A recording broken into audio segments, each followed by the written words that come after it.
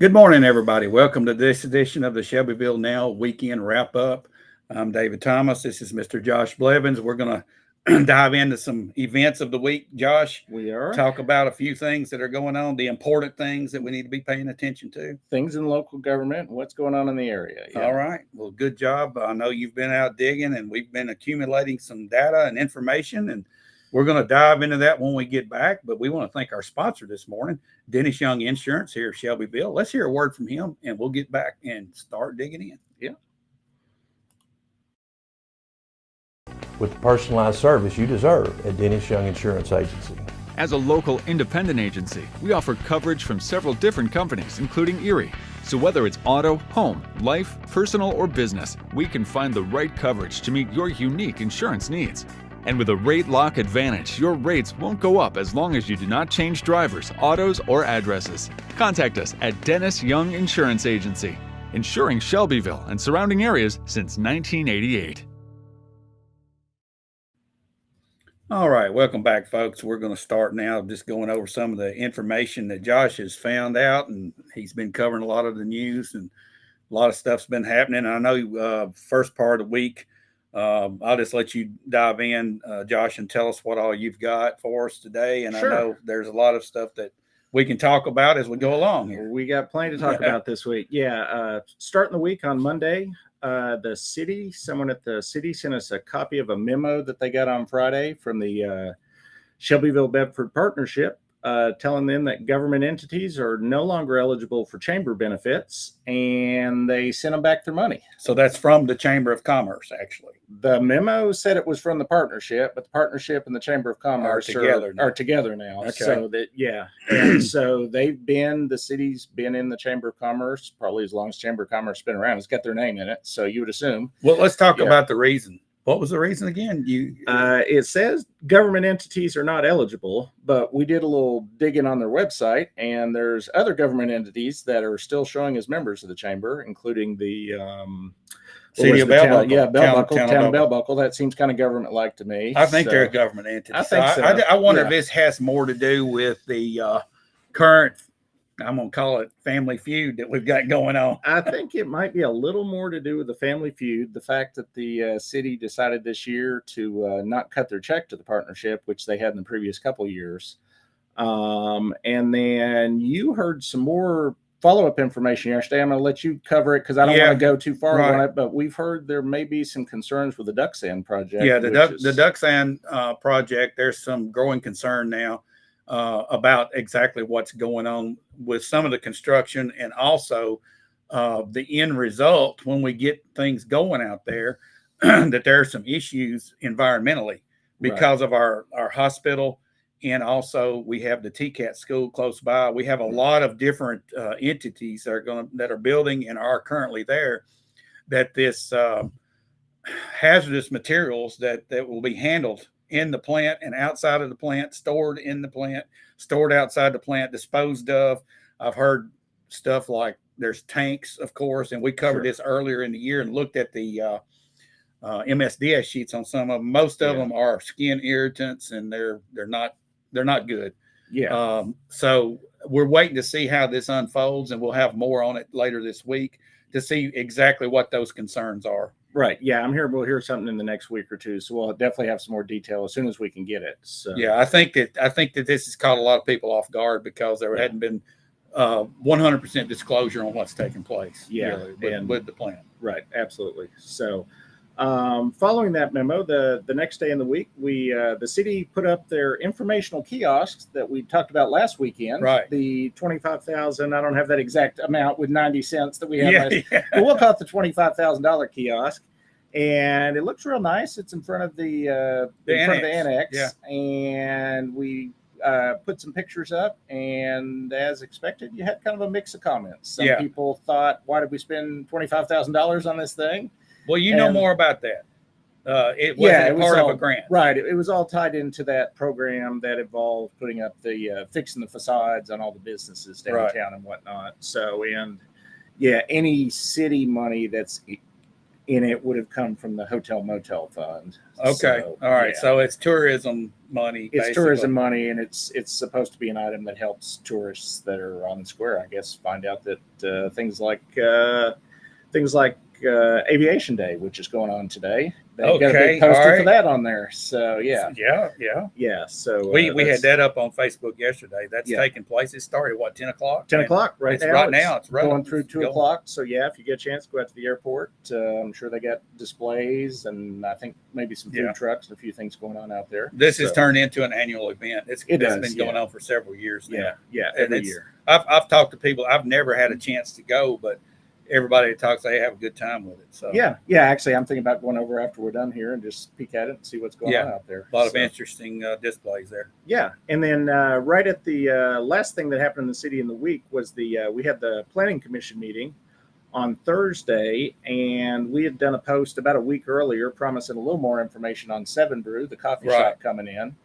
And they didn't have a whole lot. They had the renderings though, and they had the site plan. And as was rumored, it's going in across from Walmart.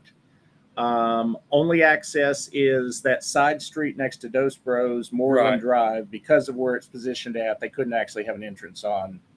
So this is going to be more of a drive-through type. It's drive-through. Actually, I took my wife last weekend to the one in Murfreesboro because I'd never been to one. I figured if we're getting one, I'd see what the deal was. Firsthand.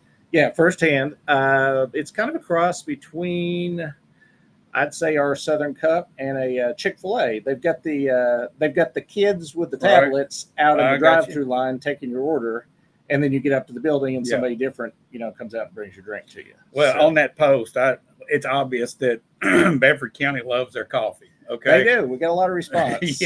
I forget how many thousands of impressions we had, but it was tens of thousands. And there was like a lot of comments. Right. And there's like pros and cons. It's like, it's great. We got a new one.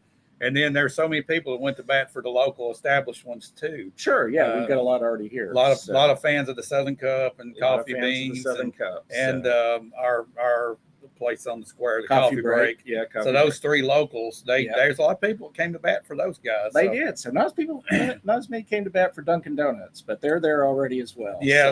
They're there. They're there.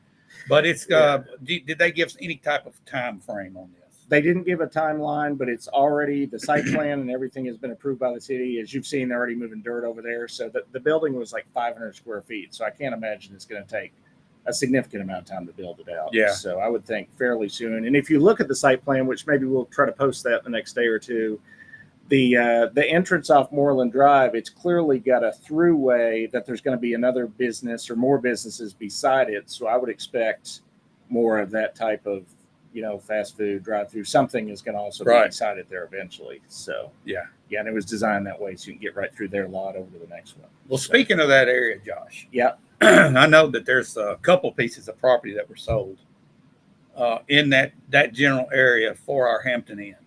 Yes. And I think there were 2 lots that were sold.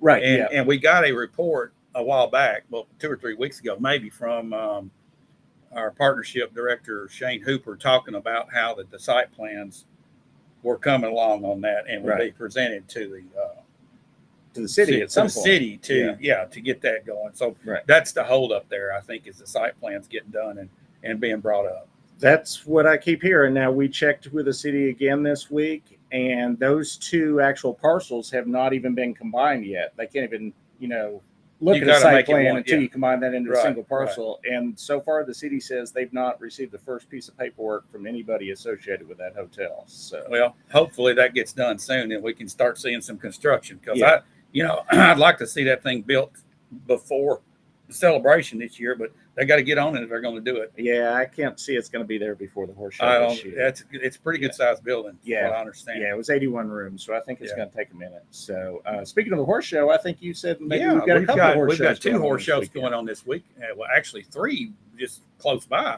We've got the Petersburg First Annual Colt Show over in Petersburg, Tennessee. Yeah, and then today we'll be winding down 2 horse shows. The Racking Horse Spring Celebration is at Cooper Steel Arena. It started Thursday and it runs through tonight. There's a lot of Racking Horse people there. Yeah. Racking Horse Celebration moved up here last year from Decatur. They lost their facility. It was torn down. and people were building houses where it once was, so they had to find a new home, Right. and they chose us here.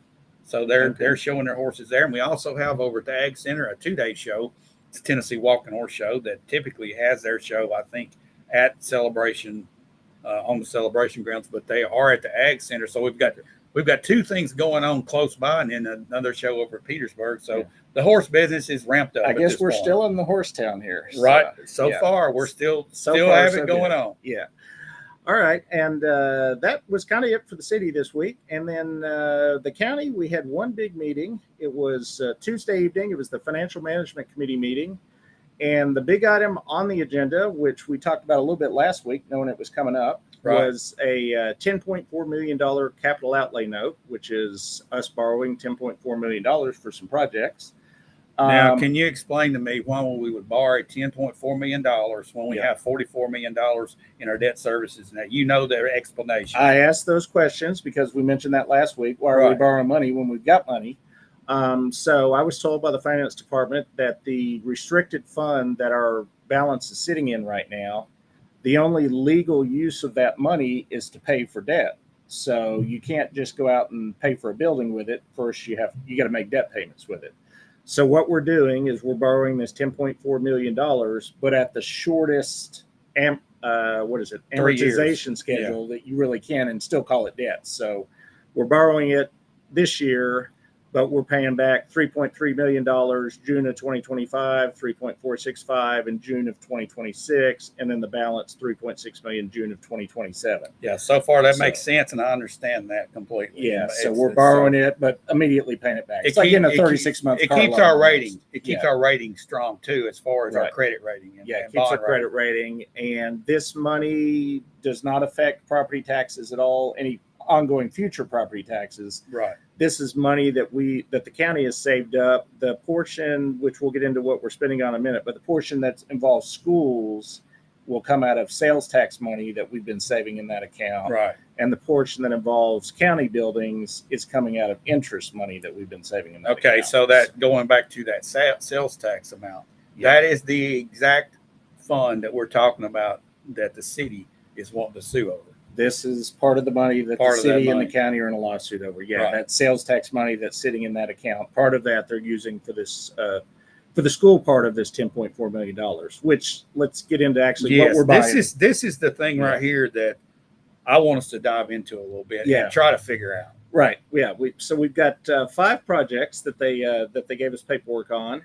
I'd say one is completely non-controversial. One is fairly, at least I'd say, semi-controversial, and a couple of them we'd never even heard about until that meeting. So, which to me raises some questions. The first item on the list is the wing at Liberty School for $4 million, which that's been talked about for months. That's a hard bid. It's already under construction, I believe. They've already moved portables at least. Yeah, so that's underway. It's already going. It's rolling. So that one they need the money for. This is the plan to get all our kids out of portables. Right. This is the final, I guess, final the final step. Yeah. And I think we're pretty much there now, based on what Dr. Garrett has said. We're out of portables, and this right here protects that from having. Yeah, by the end of this calendar year, by December, this wing and the Thomas wing will be done, and then we'll have classrooms for everybody at that point. Okay, so this right here to me is a great step. I'm glad to see it happen. Right. Yeah.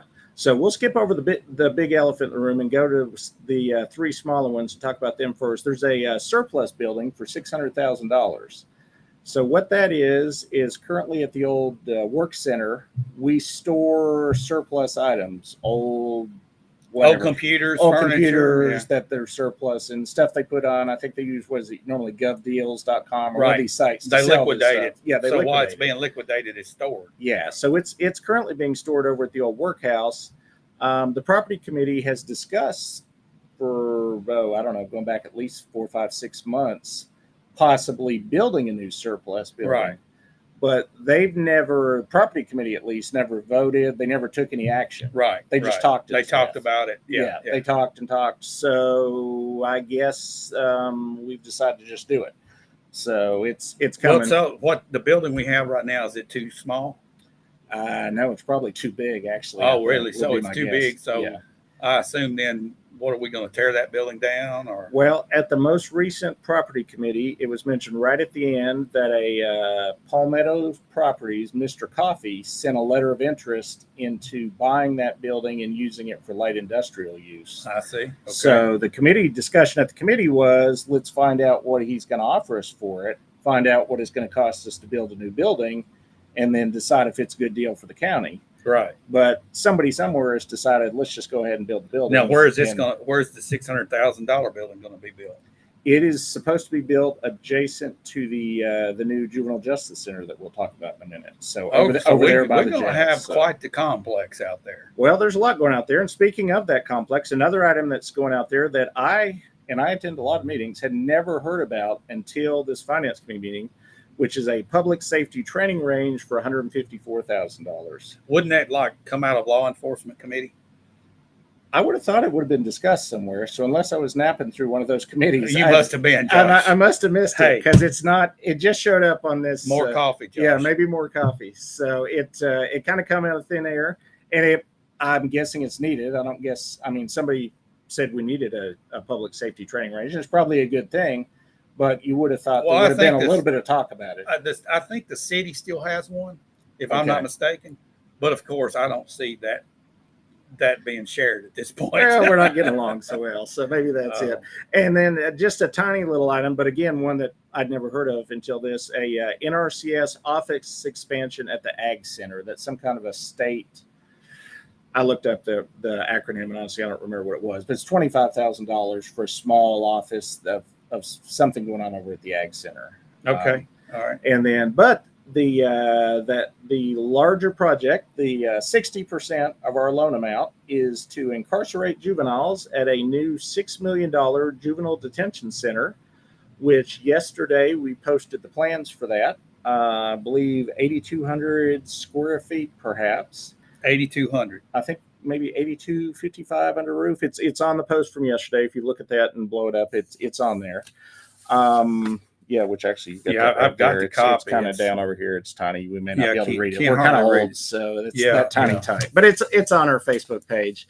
But that one has been discussed a lot, and even some dollar amounts have been discussed about that. And I think we're going to start with a quick clip from February where it was brought up at a February meeting. You want to start with that? This was at which meeting was this? Budget. This was February. This may have been the property committee, I believe. Yes, it was. We'll see. It'll be on the screen when we play it. Here we go.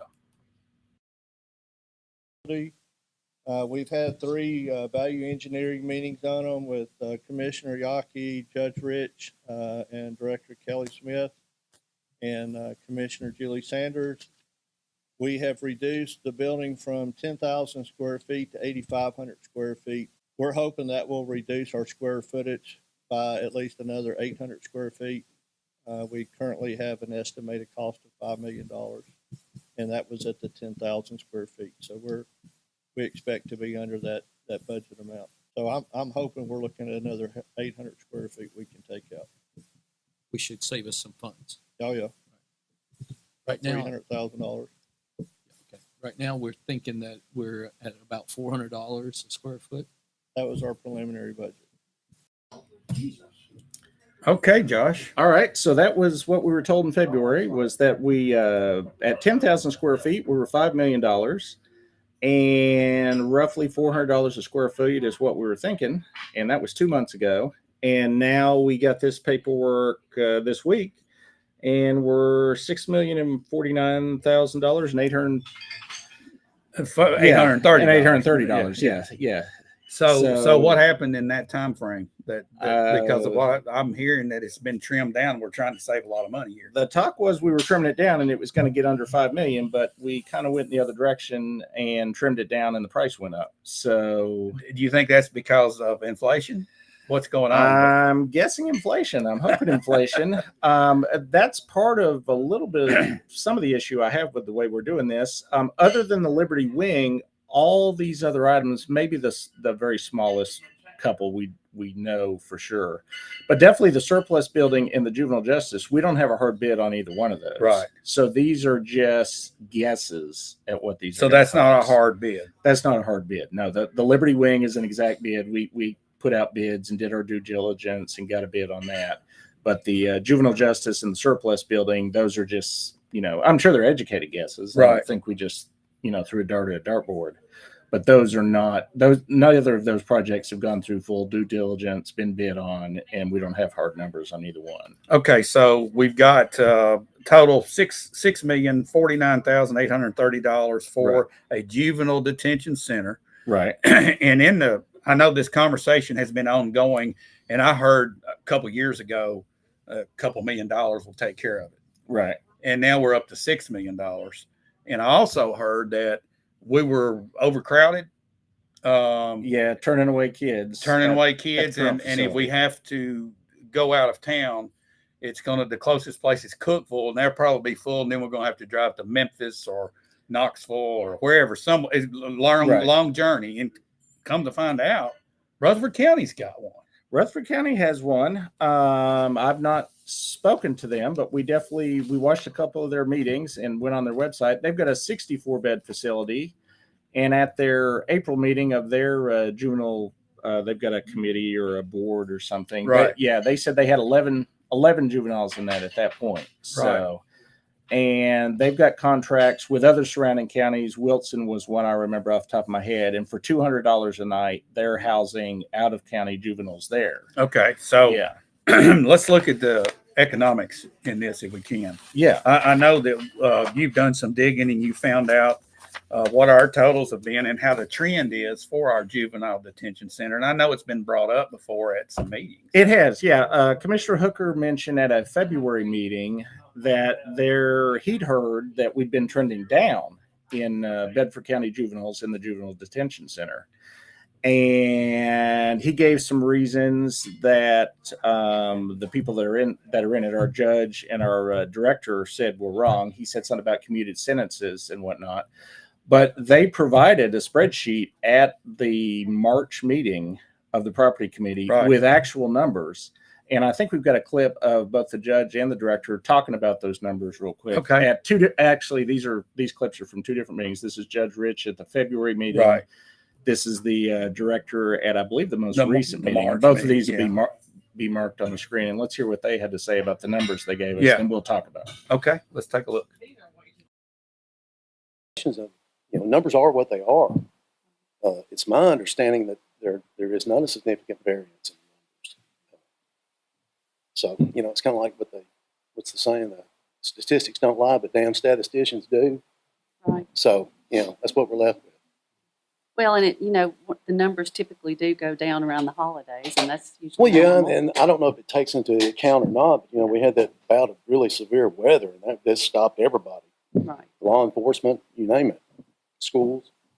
Right. I just had a question. I thought on that stuff you just showed me that next to last year was bigger, so it wasn't going down. No, it's 489. The year before that was 669. The year before that was the 909. 81 and the 89. Okay, so one went up and one went down. Yeah, it went up 3 people. So yeah. Okay. Oh, I thought that was okay. I didn't have the same math he did. I didn't total them, so that's why I was asking. Okay, so there we see the discussion taking place about our actual numbers. Okay, so that's the key. They gave us a spreadsheet in March, but as you heard from the director, they didn't do the math and actually total the numbers and look and see if Commissioner Hooker was right, which he may or may not have been right on, and it sounds like maybe he was wrong on the commuted sentence part.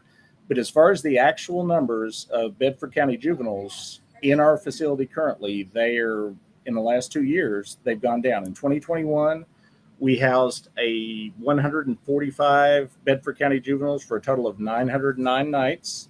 The following year, 2022, we housed 81 for 669 nights. And then last year, the number of kids went up by 3. We had 84 kids in there, total throughout the year. But our total number of nights went down again significantly. 489 nights was our total in last year. And all these are Bedford County kids. These are Bedford County kids. These are not, in addition to Bedford County kids, because we have a facility, we currently house state DCS kids, right? And they're for a fee. And there's several surrounding counties that we have contracts with. I believe want to say like Lincoln and Moore. I may be wrong on those, but several of the surrounding counties that don't have their own facility, they pay us a nightly fee to house their kids as well. Right. So you've got from 2021 to 2023, you've got a decrease. It looks like it's almost cut in half. Almost in half of the number of nights. The number of nights for our kids here in Bedford County. Yeah. So, all right. So now we're talking about, with that trend taking place, we're talking about spending $6 million. And how many beds will our new I don't center. know what our current facility holds, because actually they asked that at that meeting, and oddly enough, nobody at the meeting had that number, or one of the meetings they asked that question. But the new facility is built to hold 18 juveniles. Okay. For this $6 million price tag. And Wow. Yeah. Wow. And if you also, the other math that was discussed there on one of the earlier clips, $400 a square foot isn't even close. If you do the, what was it, 8,255 square feet, and we're spending over $6 million. That's over $700. $700 a square foot. So Yeah, inflation's kicked in all of a sudden. Inflation has in the kicked last in. month, it's doubled. Inflation obviously has kicked in. All right. So Josh, here's, I think the big concern as a citizen sitting here looking, we know this is coming up. We know that there's going to be more people moving to Bedford County. That's obvious with all the developments that you and I have talked about just over the past few months. Yeah. All right. So our school system is almost getting caught up. Right. Now it would be a good time to start planning ahead, because if some of these developments come in, they're going to be bringing kids. Right. We're going to need 2 or 3 more schools pretty quick. I would think at least a couple schools. Wouldn't it make more sense to take that $6 million that we're going to borrow here and go ahead and start looking down the road for our next school? And it might be an elementary, it might be maybe even some projects of adding on something. But to me, it would make more sense doing that. If we can sub out our detention for $200 a night, what would that equal to? $200 a night equal to per year if we housed our kids in Rutherford County. Right. That's the debate. Obviously, if it's a Bedford County youth, you'd like to have them close to home. And that's pretty close. Rutherford County's pretty close to 20, home. 25 miles Yeah, away. you would think that's pretty close. There are obviously, in addition to the $200 a night, you pay transportation fees to get these kids back and forth. You tie up resources, but you also are losing your expense of the building. You're losing your expense of the staffing of the building. You just need the transportation staff at that point. Right. I think you do have to maintain some kind of a 48-hour holding facility Right. to allow enough time to get them up, especially if there's a weekend or something, to get them checked in somewhere else.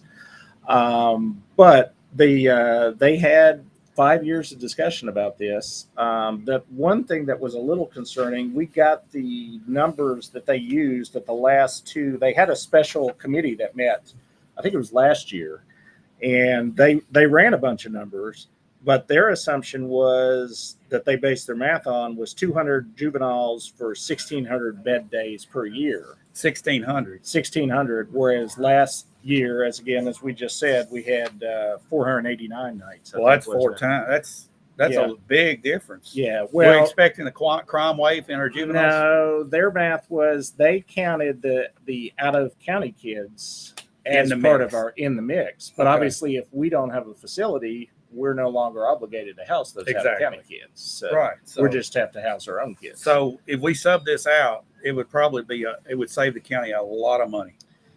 It would save some money, I would think. We'd have to run the math again with the actual numbers versus these inflated estimates that they used on the front end to get some of that. But there is still a debate again of, do you want to have it out of your hands and have it? I mean, Rutherford County could triple their rate or something. I mean, I don't expect they're going to, but they could, they could raise their rate. They could decide they want to get out of the business. Then are you stuck? Although at that point, maybe then you rethink and go build a building. Well, I know that there was some statements made. It's basically a sales pitch as to why we need this. And right, yeah, and we brought one more clip. Let's go ahead and run it. It's another minute of just some of the same stuff we've covered, but also a few more talking points. Yes, let's take a look. Budget, I believe, of $5 million. Is that correct? We hope to have that down to in the fours. I mean, I can tell you based on this right now, we're looking at $400 a square foot, but we've reduced it down. So, I mean, we've taken so much out of it to get to where it will take care of Bedford County over the next 10 to 15 years, but also we're not, trying to win an award for beauty contest. One of the things you have to realize, this isn't either we do it or we don't do it. We've got to do it in some capacity because there's not that many facilities that will take. Cookeville is probably the closest one. If they're full, then we've got to take them to Chattanooga or Memphis. Because if a kid gets in trouble on Friday, we're only allowed to keep them so many hours in a facility. And if they have to go to Cookeville, we would have to drive them to Cookeville. If we have a male Multiple and a female, times. that's 2 employees with 2 vehicles. We've got to take them to Cookeville. Then we got to go pick them up either Sunday night or Monday, bring them back to court here. And then whatever's decided, we may have to turn around and take them back to Cookeville.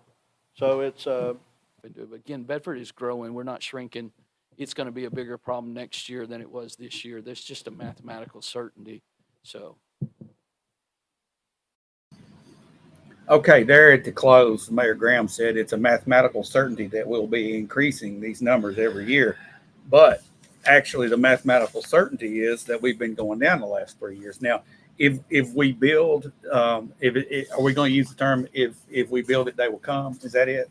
Well, we hope not. We hope we don't Yeah. build a nice new facility. Actually, what happened in Rutherford County, their 64-bed facility, it doesn't take a whole lot of Googling on the internet to find out that they ran into major issues in Rutherford County. They built a larger facility than they needed and then started filling it up with juveniles that had charges that maybe weren't up to the level that they should be incarcerated.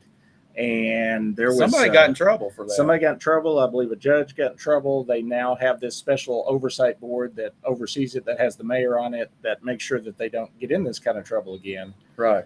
So we sure wouldn't want to run into a similar situation where we've got a nice new facility that, we want to fill up and we, put a little too much effort into filling it up. Yeah. But I think we have enough. We turn away a lot of out-of-county kids. Sure. We could fill it up with out-of-county kids. But the question is, do we want to stay in the business of incarcerating juveniles here in town, or do we want to move away from being in that business and send ours out of the county like many other counties in the state do? So that's the debate. That's the debate. One other issue that I think, concerned me about the whole debate is this is a single $10.4 million package. So the county commission, when they vote on this when is the vote even? At the next meeting. Second Tuesday or whenever they meet. Second Tuesday. So this means that they got to say yes or no to all of it. To all of it. All or none. Yeah, they can't. Okay. They can't take a line and drive through the surplus. You know what this building sounds like say, to me? Omnibus bill. All right, our Congress operates this way. Right. I mean, look at the Liberty Wing column. I think you should take that out and say, okay, education. Let's vote on all that, getting that done. Right. And then juvenile center, pull it out, vote on it. Surplus building, that's another topic. Yeah, that's complete topic. These are all should be all self-sustaining products and projects. Okay, sure. Let's take a look at them all individually, because I don't want to be grouped into this and say I'm against this juvenile center or I'm against the surplus building or the range or whatever. I don't want to vote for that, but I'm made to, because to do it, to get the education part passed, I've got to vote for this. Right. Nobody wants to vote no on a school bill. This is total hogwash. Yeah. Now the argument for the other side is we're there ain't no argument. The argument is by bundling these together, we're saving on interest is the theory. Although again, we don't even have a bid on this loan package. We don't know what our interest rate is. It was said that they're going to request it be under 5%. Oh, I'm quite sure they can accommodate us. Yeah. If we want to do it that way. But here's the thing. I'm a commissioner. I get this. Okay. This piece of paper that's got this outlay. Nobody has seen this yet except for the finance committee the other night. That's correct. Edition. Yeah. The final plans for the juvenile detention center. They showed some preliminary plans at a couple earlier meetings. Some of those ones we showed in February and March. But this final drawing, the only committee that it's been presented to in public was the finance committee. So law enforcement hadn't seen it. They've not seen it yet. They have not seen this. Buildings committee. Buildings and property? Courthouse and property. They no, hadn't seen it. That was not presented to them, no. Okay. To me, you're going to have to go to these two committees before you can bring this out. Go ahead and get your education thing passed. Then table this juvenile center and get it done as a separate thing. But from what I understand, this is the way it's going to be presented. And if you vote no, you're saying no to the schools. You're saying no to the schools if you vote no to the juvenile center. That's unethical politics, in my opinion.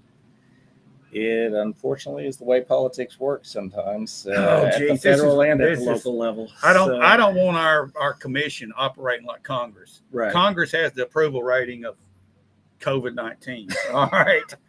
Honestly, I Right. mean, it's terrible. Yeah. I mean, we got to look at this the right way and do it the right way, for crying out loud. If a commissioner doesn't throw up a hand and ask a question on this, how it came about, something's wrong. Right.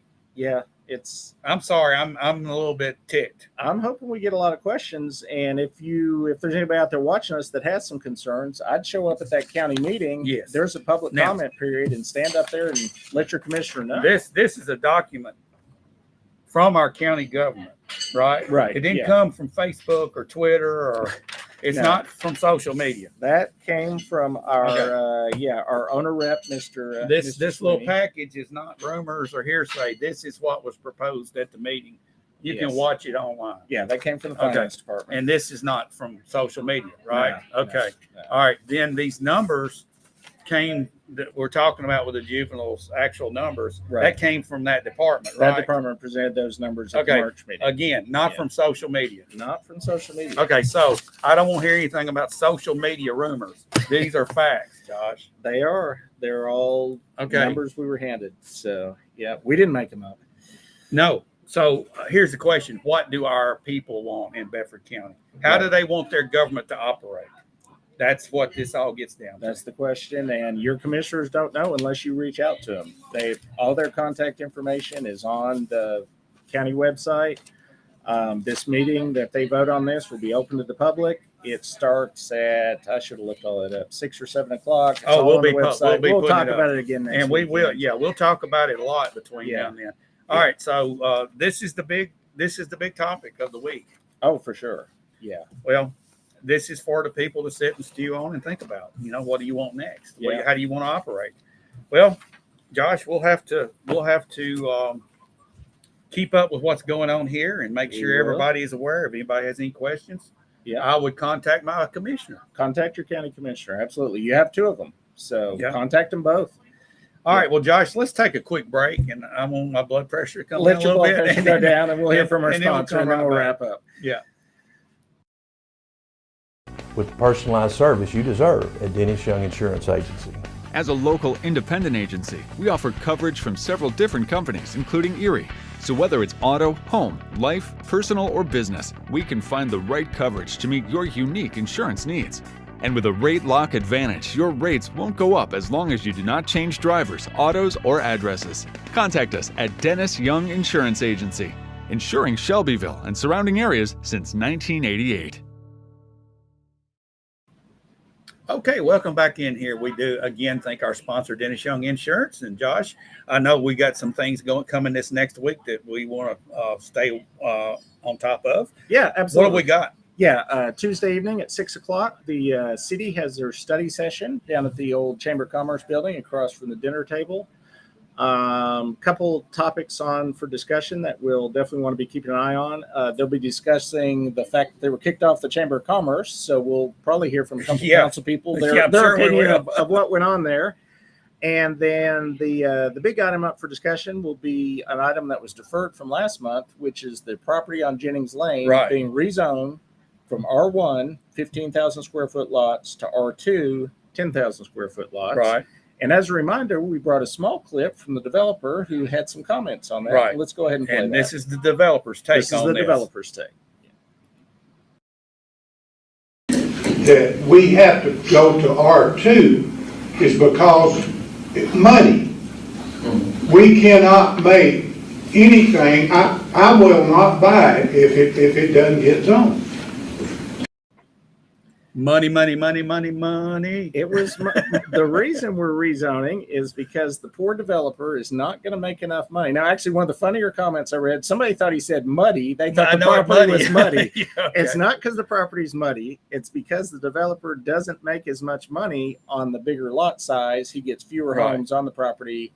And then, poor developer, he's not going to buy it unless it's R2. And that was the other thing. He stood right up there in front of the planning commission in their face and said, if you don't do what I'm asking you to do, I'm just going to walk away. Well, we put a poll up, Josh. We did put a poll up. Yes, and I got the results on that poll, and 89% of right at 6,000 people voted on it. Okay, 89% said they'd keep it to R1. Right. Okay, so what our county commissioner, our city council people choose to do at this point, it's up to them. But that's what the people want. Yeah. You got the developer on one side that's wanting to make money, and then you've got the people that live there on the other side that would like to keep things. And it's also, I know I've talked to a few people that voted on that poll, and it wasn't just people that were right there close by. It was people all over the city and county that are worried that we're going to go in this trend of the dense stuff. And, that's the concern. Yeah. And that's one other item I had on my list, not at this meeting on Tuesday, but it's looking like at the May planning meeting, they could possibly be voting on 2 PUDs at the same meeting for a total of 1,022 new residential units. All of that would be on the west side of the city. So if you live anywhere from, I'd say about, Mack Street to Union Station, you need to be keeping an eye on that because I've seen 2 different traffic studies connected with these. I got an idea, Josh. Since you live out there, just break off, start a new city, and we'll elect you mayor.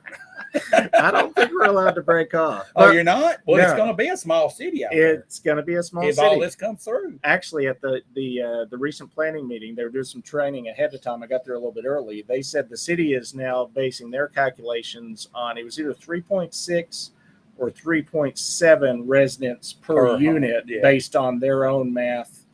That's a lot of who's living here. So you get over 1,000 units. At that, you're 3,600, 3,700 new people between Mack Street and Union Station. Well, that's 4 bell buckles. It's in a fairly short piece of road. So, and we got some pushback last time we talked about this. We realized those houses don't all appear in 30 seconds. That's about 6 to 10 years of construction. Well, I heard somebody told me they could conceivably do it if the market stays as hot as it is.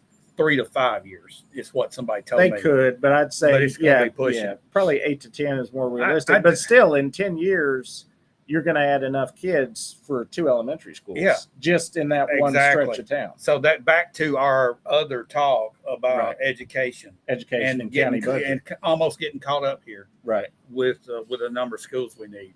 And then to spend the $6 million on the detention center, it would go a long way to build a school, to build another elementary school. So, yeah.